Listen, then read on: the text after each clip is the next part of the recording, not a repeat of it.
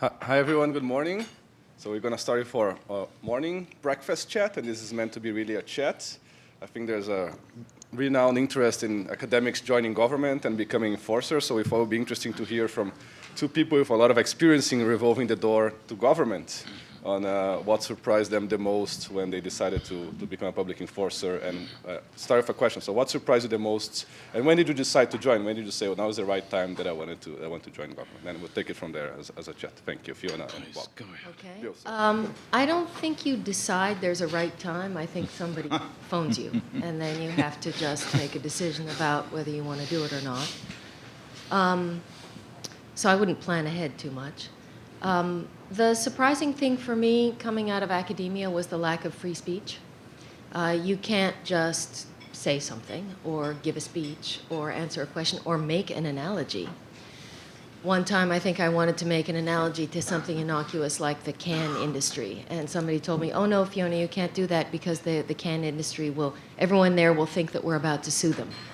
And I thought, they're not that foolish. They wouldn't think that. But the free speech part was quite a shock, because when you've been an academic your whole career, what you're paid for is to have an opinion and actually broadcast that opinion in your classroom and in your work and at seminars and so on. And in the government, you can't do that. So that's how I would start. It's all true. You don't decide. Someone calls, and I guess the interesting feature of it is that the trolley comes by with unscheduled service, and it may never come back again. So you often have one chance to jump on or off. It often comes at a time that, in some sense, is not fully convenient. You have other things queued up, but I mean, I think of the moment when the chair of the FTC must have gotten the call.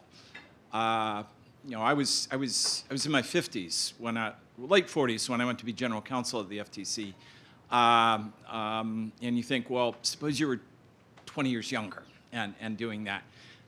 My thought is it might not come back again, so this is your chance, and you get on, or maybe you never get on again. So you don't decide. Someone asks. I think for me the biggest bracing element was seeing how hard the sport is. The difference between watching sport from the stands and forming views about what players should do, and then they stop the match. Well, you get the call, and they say, why don't you come down and join us? There's the locker room. Put your stuff on and come out. And you realize, God, they're fast, they're good, and it's a really rough game. And the sports writers are nasty. The reporters are cruel. And you've got to be careful about how you respond. I think I had a little more freedom at the FTC, a so-called independent agency, to say what I wanted. But you realize that every word is followed. But just seeing how hard the game is, and that's certainly tempered my views in evaluating what agencies do afterwards. It's a really hard sport. Yeah, I think, and of course, another thing about going in is you don't know who the cast of characters are because you've never worked with them before, because they're in an agency and you're in academia, and so you have to meet them and get to know them and form a team. And that, for me, was really fun. I enjoyed that a great deal. And I had exactly the same reaction as Bill. This is hard. I hadn't really thought in the abstract whether it was hard before I went, because I'd done hardly any consulting or litigation before I went in. But you see things that you can't see from the outside about how decisions are made, how resources are deployed, how small changes in wording affect maybe whether there's an appeal or whether there's victory or whether a certain witness can testify or not. So from the economist's point of view, it's an incredible education in the law. I had been a little bit dismissive of lawyers, despite being married to one, before I went into government. And then after I came out, I thought, wow, this is a really powerful discipline. No wonder so many people want a law degree. It makes sense. Yeah, I'd had the chance at the FTC to learn a lot about the place before I went there as a manager. I'd been a junior case handler. I'd worked in the engine room for 4 years. I'd worked for Phil Hart's antitrust subcommittee on Hart-Scott-Rodino as an RA and watched the agency very carefully there in the mid-'70s. As an academic, I wrote about it. I suspect when I went back in 2001 to be general counsel, I knew 50% of the people who were there. Even so, it was a great learning experience to see the demands that are put on you. As an academic, you have a somewhat slower decision-making cycle. I think in my first week as general counsel, I got a phone call from one of our people doing a deposition, an investigational hearing, and they said, I've got a question about the disclosure of privileged documents where the disclosure is inadvertent. Can we use that document? And I said, wow, that's a really interesting question. I'll get back to you in a couple of weeks. He said, I'm going back in that room in 20 minutes. No, make that 18 minutes. I need an answer right now, and I'm going to do what you say. Whoa, that's a somewhat different decision-making cycle. That's a bracing change, and just realizing again the way in which the gap between the aspiration and the actual delivery in practice was quite a switch. And I'd say one other thing for me is I'd never managed anything in my life. I'd never managed a lemonade stand. And here I am in the general counsel's office. I have 60 people working with me. I had terrific career deputies whom I knew. They were fabulous. They did all the stuff that I'd worked my life not having to learn. But still, have you ever fired somebody? Promoted one person from among three who think they deserve the job. All of them think they'd be a better general counsel than you are. And they certainly think they're better than the other candidates. You give it to one, they say, but of course, that was the only choice. The other two don't get it, and you're never going to get a birthday card again from them. All of the dimensions of trying to be a manager. And then when you're the chair of the FTC, you're the chief operating officer, and you're responsible for everything. I mean, I had these little books that I'd write stuff down. You know, here's the day's list going in. I had good lists. By 9 o'clock in the morning, this was irrelevant. It just didn't mean anything at all.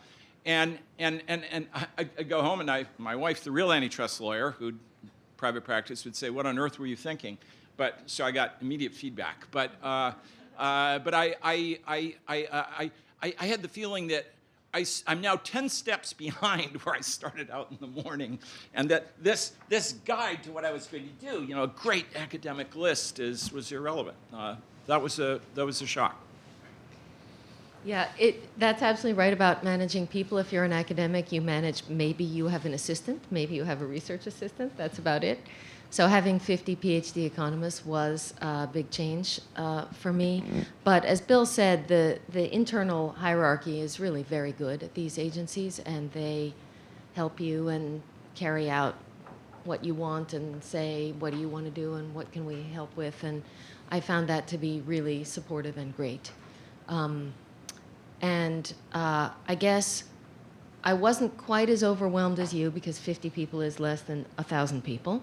And that's helpful. And then also, they were so good at saying, we'll pick up whatever it is that you don't finish doing. So that was really nice. And then the thing about being the chief economist at DOJ that's really empowering and makes you feel like you have marginal product is that you're the highest ranked economist in the division, and you're the only political appointee economist. So when the decisions are being made in the front office, you're the only economist in that group.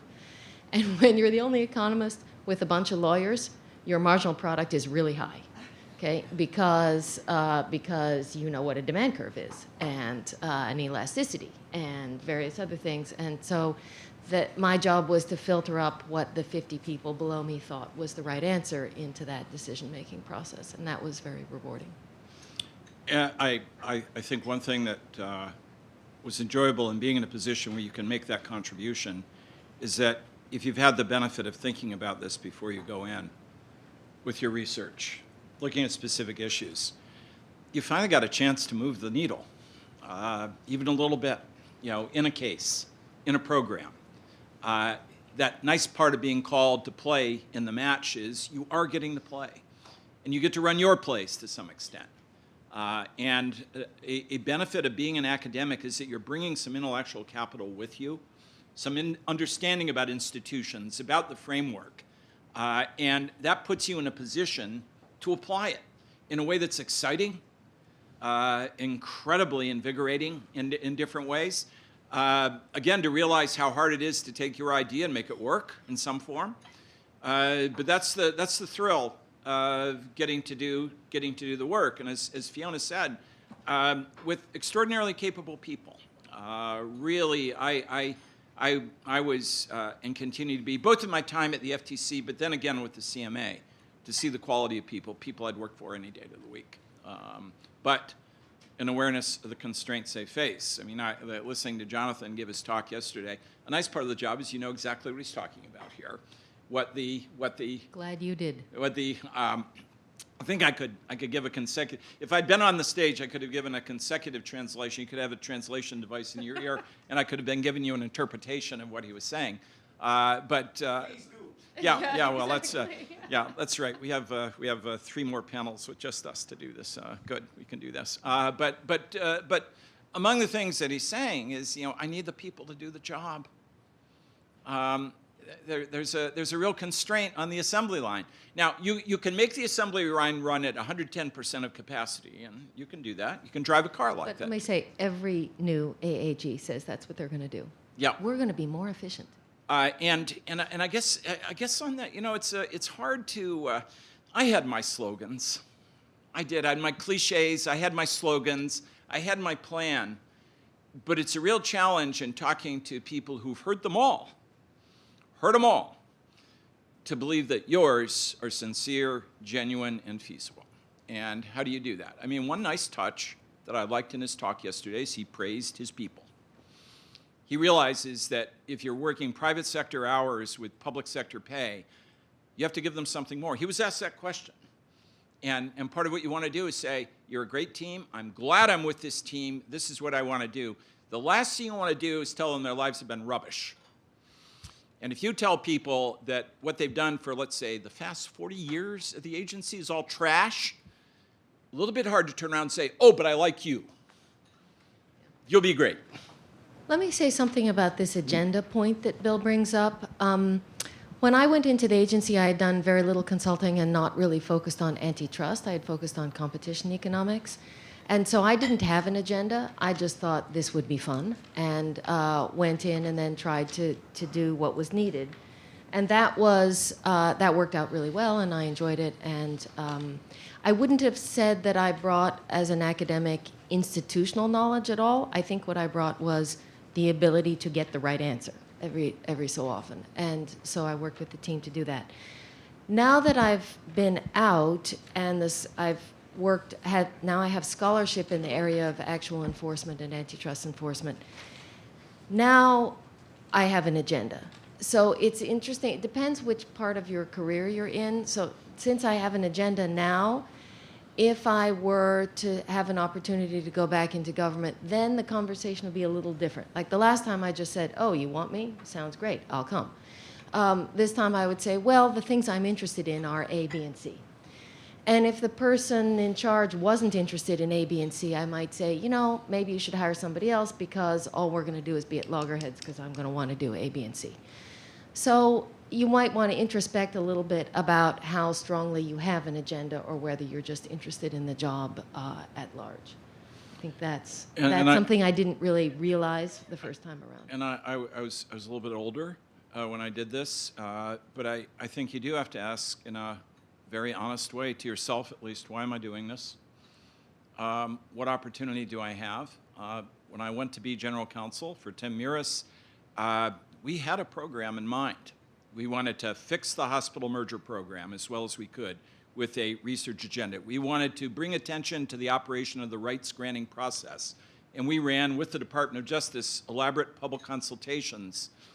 The new administration is not the first to go out and listen. Others did it too, just as a footnote. A report that affected the jurisprudence. We wanted to restore the quick look to antitrust jurisprudence in a more effective way. We had a handful of items and said, this is what we're going to do. Part of what I saw is that list can't be 30, maybe 5, maybe 3 is the right number because you don't have much time. But I did have a set of ideas, and many of them had to do with institutions. I'd worked for a lot of other public institutions, and And the question that interested me was one that was posed when I was an undergraduate. Graham Allison's Essence of Decision was published in 1971 when I was a second-year student at university. And the point he makes at the back of the book, his last chapter, is why does policy fail? It fails because we have no effective way of crossing the gap between our policy goals and their accomplishment in practice. So we get disappointments. So how do we do better? How do you build in an evaluation program that goes back and asks? John Quokka could not have written his book without the data sets that the FTC decided to put in the public domain about decision-making on mergers. Did it for a period of about a decade. We didn't have to do that. And fighting with the staff over this would say, why would we ever tell them this? Right, litigation risk. Yeah, litigation risk. Let me change the topic a little bit to after you get out, because one of the things that I thought would happen after I got out is I would go back to my job and try to restart the research agenda, and that would be hard, and I watched other people have a hard time with that. And I thought, oh, I'll probably do some consulting because that's what everybody does. And what I didn't anticipate at all was the enormous demand for the public intellectual to be on a panel. And this kind of thing, and ABA events, and CMA events, and European events, and a talk to the Japanese Fair Trade Commission, and a call from the Congressional Budget Office, and the various senators whose staffs call you and say, I have a question about this. And it's enormously time-consuming, just enormously. Anat and I were talking yesterday after her panel about the need for somebody with this kind of experience to be in the seminar to explain to the junior faculty member this question is not useful, or your conclusion opens up an excuse for firms that you probably didn't mean to put there, but you've written it in a way that's very good for them. Okay, so that's fine. I'm supposed to be at the seminar, but I'm also supposed to be here. And I'm also supposed to be up at 10 o'clock talking to the Japanese Fair Trade Commission. And I'm also supposed to be writing so that I can say something, do all those things tomorrow. And I would say that after leaving one of these jobs, you should be prepared for an enormous demand on your time. Like, hope your children are grown up and ready for you not to be home, because you're doing two jobs. If you want to serve the public. I mean, you can just not do any of this stuff, of course. You can stay in your office and go back to exactly what you did before, or just make money. But if you want to serve as a bridge between people who understand how the public sector works and government works and academia or anybody else, then you get just a flood of invitations. And it's extremely valuable. I do a lot of events where, again, I'm the only economist on the panel. And a lawyer or somebody who's got a monopolist as a client will be on the panel, and they'll assert, and it'll happen today, I promise, 2 + 2 is 6. And I have to say, no, excuse me, 2 + 2 in the economics literature shows that 2 + 2 is 4. And that's unfounded. And if you don't go to those events, no one is in the room to explain that the economics does not say the thing that the people's clients wish were true.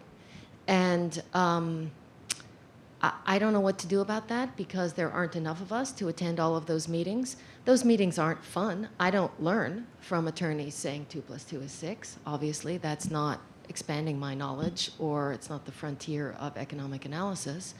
But it's necessary, because otherwise they wander off down a path in an unsupervised fashion, and that doesn't help anybody. So that was just something I wasn't expecting to do after I came out of government. I didn't know that that was a task that was needed, and I just encourage everyone to do it, because I think that's part of our problem, that there aren't enough people participating in this way. I'd had the chance to watch other people go through the decompression and then exhilaration that comes being on the outside and doing this, and I think that those my own observation is that those who've had the greatest effect have made hard judgments about where they wanted to have an impact in that process. That is, what are your issues? What are the questions you want to focus on?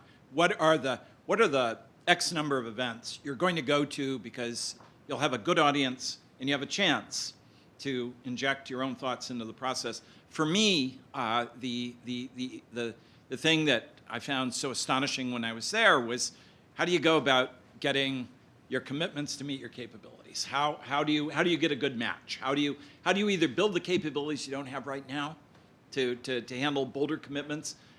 Internally, how do you decide what the appetite for risk is going to be? How do you do it? But issues of policy implementation, which I sensed as an academic before, and I do sense, tend to be seen as boring. But then we can't quite figure out why things aren't working out. And yes, it has something to do with institutional design, capability, capacity. So in some ways, you have to make a hard decision. Fiona's being too modest here, because I have known academics who left who don't get those calls because their time in government was not particularly productive. They didn't have a lot to say. So it's a bit of flattery in a market test for you that that your schedule is jammed this way. Yeah, I think. Does anyone have a question? Yeah, I was just going to say we have time for a couple of questions if anyone wants to. Just one sec. You got it, because we're online, you got it, yeah. All right, sorry. I have a lot I'd love for you guys to talk about, but let me maybe tee up one that is relevant to a lot of the younger folks in the room, which is you've talked about the excitement and thrill of being part of leadership and what that gives you, but also maybe the costs, particularly even once you've come back, so it's not just the 1 to 2 years that you're there, but afterwards. Could you speak to whether you think opportunities for less than complete immersion in that way might provide some of the same value at a lower personal or academic cost? So visiting the agencies in some capacity, something like that. Yes, right now we have Ellie Prager, for example, at DOJ for a year, and I think to the extent that the agencies can find ways to involve academics part-time or for shorter periods of time, that would be fantastic. Because then those people will learn some of the things that we know, and then they can go out into the world and do some of these activities that I'm talking about and guide others and mentor people. I think it would be great. Year-long secondments, visitorships, these are becoming more common around the world. A number of authorities outside of the United States, as I discovered, actually will bring North Americans in to serve on boards in part-time capacities. Extremely valuable. It doesn't absorb your whole life. And I agree so much with Fiona that is a path that universities have to take to fill the resource gap, especially to look at academic hubs as being what Alan Fels, who used to head the Australian agency, called co-producers. That is, or institutions outside that can increase your capability if you form what amount to partnerships and affiliations on research, on people, on recruiting, and that if you build that capacity, you bring those in. This is a way to expand the effectiveness of the agency with legislatures who aren't going to give you another dime. If I may say a couple of things from an European perspective. So first, for young people, there are trainees openings at DG Comp in the chief economist team, and you can spend 6 months there. You're not very well paid, but it's fun. There's lots of action. So in terms of the experience as an academic, I thought if you are an I/O guy, you deal with a lot of industries. That's fantastic. I mean, if you like really the industrial organization, the organization of industries, you learn a lot. The academic mindset is useful. People are looking at you for a direction of what to do in cases because they follow norms and convention. Instead, you think out of the box because you come with a different set of tools. That's useful.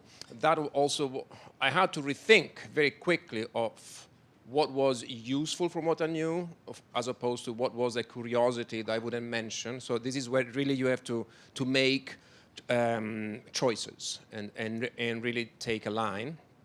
There was also a behavioral change I had to adapt as chief economist.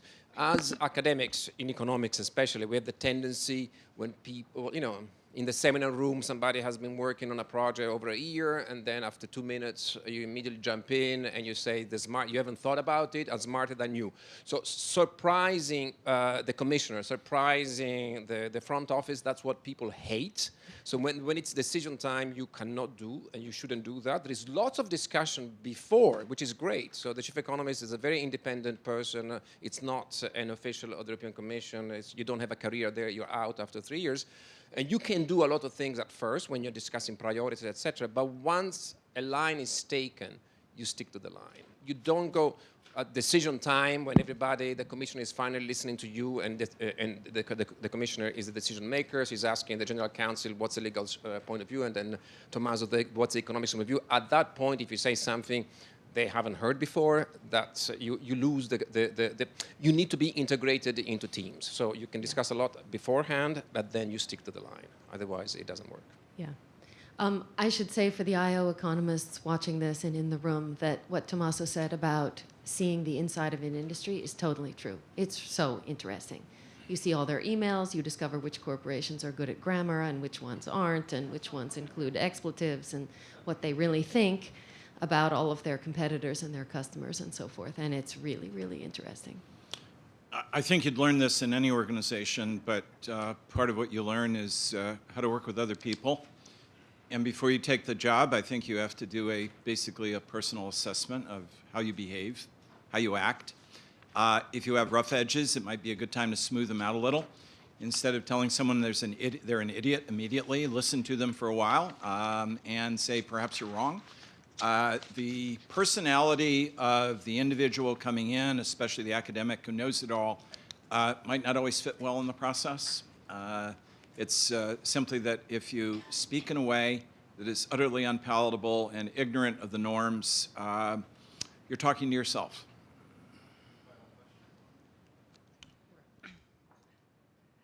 A couple of questions. First of all, within academia, to Fiona's line, how do we make it so little bit less thankless and almost suicidal to get involved in terms of any kind of appreciation of the effort that goes into publication versus a policy comment versus like it's not counted at all. Certainly, we wouldn't recommend any junior person to do it, and maybe they shouldn't. So that's number one. Just how do we just align incentives with the public good inside our own, HR model? The other question is back to the panel yesterday, which is how do we deal with our own biases and with the fact that people who go back and forth in either the government or later can abuse their prestige, their positions in the different sectors, and their tools to actually not do that. So in other words, how do we have standards or oversight over sort of almost a refereeing thing, which makes it really tricky? That's a hard question. Yeah. I actually think the first one is not a problem. I think junior people should not do this, and they're not asked to do it. And then I think that there is a stature that comes from having that title and being able to say, I did this important thing. So I don't feel going in is so much of a problem. Going out, I think this is really difficult because this is a scarce resource, and the experience of both is a scarce resource, and you can deploy it well and for the public good or less well, and I don't have any good ideas about how to control that. But it's a really, it's something we should be talking about more and thinking about whether there is a way. On the first, it's a role for tenured professors with lifetime contracts. I think junior people can usefully be involved in research that perhaps can be integrated into the paper that's going to be published. They ought to be aware of constraints, but the role in the public agency is most fulfilling if you've lived a while and you've learned something and you have something to bring to it. It's simply more fruitful. I don't see a really good solution on the second to simply improved and better disclosure for the academic. I mean, I'm at this point, when I write stuff, I put my life's history in the front. Here are the footnotes. Here's what I've written. Here's who I worked for. This is what I did. This is my life's worldview. You can assess, take that into account in what I have to say. Better disclosure. And I guess the honesty of laying out limitations to your worldview as you perceive them. I think it does make your work more trustworthy if you're willing to go about it that way. But I think that's the antidote, I think, to the biasing. And certainly I found in public agencies, I found no shortage of criticism from all directions to remind me that I was wrong about everything. and that happens all the time. So there is a debiasing process, at least that attacks the way you think every minute of the process. Okay, we're done. Thanks.